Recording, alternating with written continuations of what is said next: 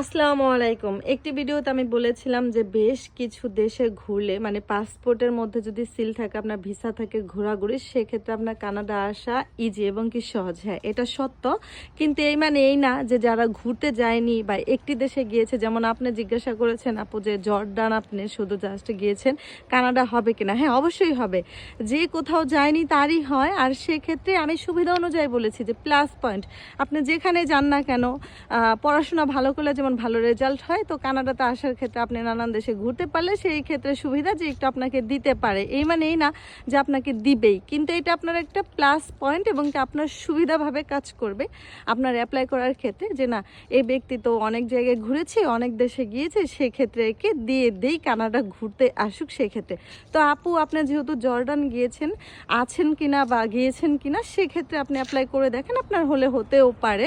তো ভিডিওটা এই পর্যন্তই রাখি আপু, উত্তরটা পেয়ে গিয়েছেন। আল্লাহ হাফেজ।